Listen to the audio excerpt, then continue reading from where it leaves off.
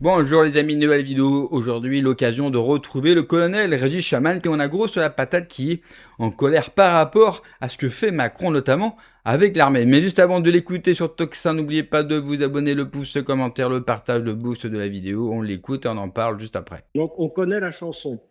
Deuxièmement, il veut faire la guerre, qu'il mette un treillis qui parte devant et on verra qui le suivra. Parce que je pense pas qu'il y ait beaucoup de Français qui soient d'accord avec ça. D'autant plus qu'on n'a pas les moyens, tout simplement. Nous n'avons pas les moyens. Tout ça, c'est du théâtre. Alors, il se fait mousser, il s'amuse, mais c'est du théâtre. Nous n'avons pas les moyens. La guerre, c'est de la thermodynamique. Et quand on connaît les conditions initiales, on sait comment ça va finir. Dès le début, on savait que la Russie allait gagner en Ukraine contre l'OTAN. Et elle est en train d'accélérer, elle va gagner. Et dès le début, on sait que les pays de l'Union européenne réunis n'ont aucun moyen de contrer une puissance russe qui est aguerrie depuis quelques années déjà, qui est bien aguerrie, qui est bien formée, qui a du matériel de pointe, qui a 2 longueurs d'avance sur nous en matière de technologie avec ses missiles hypersoniques. Donc tout ça, c'est du pipeau. Le régime de Macron va s'effondrer quand s'effondrera l'Union européenne et l'OTAN. Et pour l'instant, il continue à essayer de survivre, à essayer de se montrer. Et tout ça, c'est du pipeau. Ce sont des paroles en l'air qui n'ont aucune assise sur une quelconque réalité géopolitique. Et pourtant, on n'arrête pas de nous répéter que Emmanuel Macron a quand même doublé, triplé augmenté en tout cas le budget des armées. Il faut que je retrouve les chiffres exacts depuis le début de son mandat. Est-ce que c'est pas déjà le nerf de la guerre, l'argent ? Alors, en général, oui. Et ça le reste. En revanche, aujourd'hui, nous nous trouvons dans une situation particulière, comme ça a été lorsque la poudre à canon est arrivée sur le champ de bataille à la bataille de Castillon, quand l'aviation est arrivée sur le champ de bataille au début de la Grande Guerre, à aujourd'hui, avec l'arrivée des drones, il y a un changement de paradigme complet, non pas dans les principes de la guerre, mais dans la façon de la faire. Et la question que l'on doit poser aujourd'hui n'est pas tant l'argent que l'on va consacrer à la défense, mais comment on va le consacrer et comment on va organiser nos armées pour répondre aux défis du 21e siècle. Parce que pour l'instant, dans tout ce que j'observe, on continue à faire la guerre du 20e siècle. Macron veut lancer un porte-avions, c'est fini. Le porte-avions au 20e siècle était un outil de puissance, aujourd'hui c'est une cible. Ah bon. Alors qu'est-ce que c'est Qu'est-ce que c'est que faire la guerre au 21e siècle alors ? Et puis, autre question, est-ce que pour le moment on a vraiment besoin d'assurer, après qui veut la paix prépare la guerre, mais est-ce qu'on a déjà vraiment une vraie menace là, telle que ça a pu nous l'être suggéré ? Non, il n'y a évidemment aucune menace de la part de la Russie. C'est le degré zéro de l'analyse géopolitique. S'imaginer que la Russie nous en veut, c'est d'une stupidité. La Russie est en dénatalité. Oui. Elle a un taux de le taux de renouvellement des générations, c'est 2,1 enfants par femme. La Russie est à 1,6, 1,7.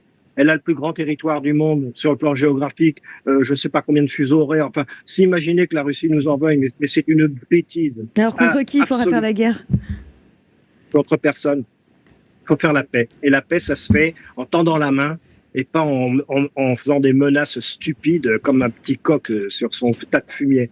Qu'est-ce que vous pensez ? Du coup, ça me fait penser cette attitude d'Emmanuel Macron. Je voudrais avoir votre analyse sur ça. C'était Umberto Eco qui disait dans Comment on va reconnaître le fascisme. Pour lui, le fascisme, il n'y a pas de lutte pour la vie, mais plutôt une vie pour la lutte. Le pacifisme est alors une collusion avec l'ennemi. Le pacifisme est mauvais car la vie est une guerre permanente. Toutefois, cela comporte un complexe d'Armageddon. Puisque les ennemis doivent et peuvent être défaits, il devrait y avoir une bataille finale, à la suite de laquelle le mouvement prendra le contrôle du monde. Mais cette solution finale implique qu'il sursuivra une ère éternelle, un âge d'or, venant contredire le principe de guerre permanente. Aucun leader fasciste n'a jamais réussi à résoudre cette contradiction. Qu'est-ce que vous en pensez ? Alors d'abord, il a raison, je pense, Umberto Eco, mais c'est une pensée occidentale. La pensée selon laquelle un adversaire est un ennemi, selon laquelle un concurrent, même pas un adversaire, un concurrent. Du point de vue des États-Unis, de l'Angleterre, du monde occidental en général, un concurrent économique est un ennemi géopolitique et on doit lui faire la guerre. C'est stupide. Les Chinois ne raisonnent pas comme ça, les Russes ne raisonnent pas comme ça, les Iraniens ne raisonnent pas comme ça, les Indiens ne raisonnent pas comme ça, les Sud-Américains ne raisonnent pas comme ça. Tout ça, c'est une vision occidentalo-centrée des rapports entre les puissances. Je pense que Aujourd'hui, de toute façon, l'Occident se casse la figure, hein, c'est la fin. On assiste à la fin d'un cycle et à l'émergence d'un monde multinodal. Et ce sont ces pays émergents, justement la Russie, la Chine, qui aujourd'hui sont en avance sur le plan technologique, sont en avance sur le plan politique, qui vont dicter les nouvelles règles de droit dans le monde.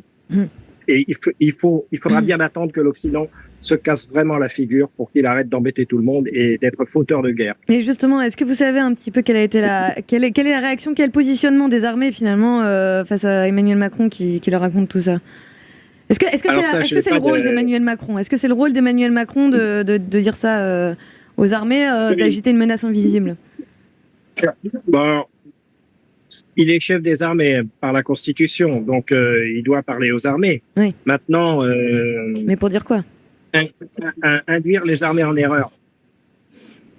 On peut faire des analyses qui vont justifier des comportements et des actes politiques. Mais quand les analyses sont fausses et volontairement fausses, évidemment, ça s'appelle de la manipulation et il fait n'importe quoi. Je pense que alors je n'ai pas de contact avec les gens d'Active, mais j'imagine que il y a beaucoup de militaires qui le prennent pour un idiot, pour un va-t-en-guerre inutile et qui n'ont pas confiance en lui. Je pense, hein. C'est statistique de toute façon. Les militaires sont formés, vous savez, ils sont passés par des écoles. Hein. Je suis passé par l'école de l'air, j'ai un diplôme d'ingénieur. Les gens qui ont fait Saint-Cyr ont soit un diplôme d'ingénieur s'ils sont scientifiques, soit une formation littéraire de très haut niveau. L'école navale, c'est pareil. Nos écoles de sous-officiers sont de très bon niveau. Et donc, il n'a pas affaire à des idiots. Ceux qui sont au sommet sont des carriéristes, mais le gros de l'armée n'est pas composé d'idiots. Bien au contraire. Donc, je ne pense pas que ça suive beaucoup. Et d'ailleurs, qu'est-ce que vous pensez de cette affaire-là qui a été révélée il y a peu de temps sur le fichage des jeunes d'école de sous-officiers? Pardon, excuse-moi, le fichage des jeunes. Il y a eu une affaire récemment qui a révélé que plusieurs jeunes, une nouvelle affaire des fiches dans les affaires d'officiers, avec des jeunes catholiques qui sont évincés des concours. On en revient au début du XXe siècle, là. Ouais. C'est du déjà vu. C'est une tentative de mettre la main davantage encore sur l'adhésion, disons, pleine. Oui, mais sauf que nous ne sommes plus dans la situation thermodynamique du début du XXe siècle. Aujourd'hui, cette histoire se fait dans un système qui s'effondre. Donc, ça n'aura même pas le temps de se mettre en place, je pense. Alexandre, vous avez... Non, après moi c'était la réaction, c'était plus si on peut regarder une vidéo, parce qu'en fait Emmanuel Macron est toujours c'est pas un discours nouveau, il avait déjà tenu ce discours-là pendant la commémoration des 40 ans du débarquement, donc on peut l'écouter, c'était la vidéo 3. Comme les maquisards et les SAS de Saint-Marcel, vous rappelez que nous sommes prêts à consentir au même sacrifice pour défendre ce qui nous est le plus cher, notre terre de France et nos valeurs républicaines. Je sais notre pays, fort d'une jeunesse audacieuse, vaillante, prête au même esprit de sacrifice que ses aînés. Donc du coup, là, colonel, donc c'était de se dire, voilà, c'est pas un discours nouveau, donc par rapport à ça, est-ce qu'il y a déjà eu des remontées dans l'armée par rapport à son discours précédent, et on peut constater qu'il est très empressé de faire mourir les jeunes, mais pas lui, comme vous avez déjà pu l'analyser. Mais tout ça est complètement hors sol. Hors sol. Mais où vit-il? Il vit dans une autre dimension. Enfin, tout ce qu'il dit n'a aucune prise avec la réalité. C'est absolument hallucinant. Et c'est un indice fort d'un système en effondrement. Que de paroles justes, ça nous change un petit peu du général que j'ai commenté, donc la vidéo, vous l'avez vue hier, qui ne dit pas grand-chose. Là, on sent une ligne directrice et on sent une chose que j'apprécie beaucoup, c'est du caractère et du bon sens. Évidemment que Macron, mais ça vaut pour Macron ainsi que pour les autres dirigeants européens, il raconte absolument n'importe quoi.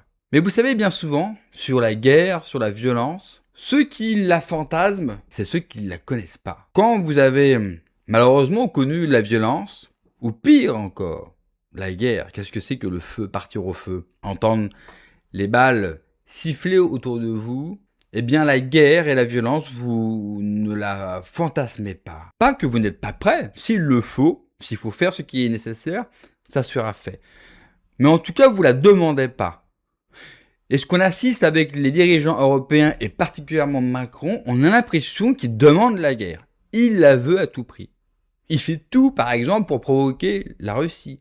Faire défiler les troupes ukrainiennes. Déjà, le 14 juillet, national, quoi qu'on pense de cette fête, moi je suis pas pour le 14 juillet, mais là encore, c'est pas pour débattre du fond, débattons de la forme. Mais c'est quasiment une déclaration de guerre. Déjà qu'on leur donne du blé, des armes, et ils défilent chez nous. Mais heureusement que Poutine est le plus modéré. Heureusement que Poutine, contrairement à ce qu'il dit, est un modéré. Parce qu'il a toutes les raisons de se mettre en colère. À quoi jouez-vous? Vous voulez vraiment une confrontation avec mon pays? Pas que la Russie soit ultra dominatrice et ultra puissante. La Russie connaît, elle aussi, des problèmes et surtout, elle a des limites. Là n'est pas de fantasmer une Russie, comme beaucoup d'ailleurs sur Internet, et ça me désole. Mais force de constater que si affrontement il y a uniquement entre nos deux pays, nous n'avons aucune chance. En plus de ça, les Russes, ils ont l'expérience du terrain, des guerres à haute intensité.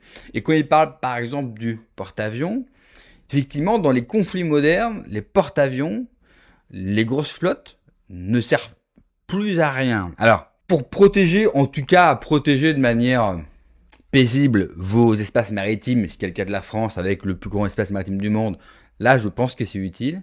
Mais effectivement, si vous rentrez en conflit avec un autre pays, et on l'a vu avec l'Iran, avec des drones à 3000 $, vous pouvez faire péter un porte-avions qui en coûte 4 milliards. Donc ça change tout, en fait. Effectivement, la France n'est plus adaptée parce que nous avons pris du retard. Il y a maintenant une quinzaine d'années, vingtaine d'années, l'armée française voulait des drones, alors que ça ne se faisait pas encore de trop, et l'armée française voulait des drones, et je me souviens plus, je crois que c'est un homme politique de gauche qui a dit non, les drones ça ne sert à rien, et la France n'avait pas misé dessus à l'époque. Comme quoi nos hommes politiques, ils ont ce pif, hein. Là, on ne peut pas leur enlever. Hein. C'est comme quand le général de Gaulle, avec ses théories sur les chars qu'on n'a pas écoutées, et on a vu ce que ça nous a coûté. En fait, l'histoire c'est ça.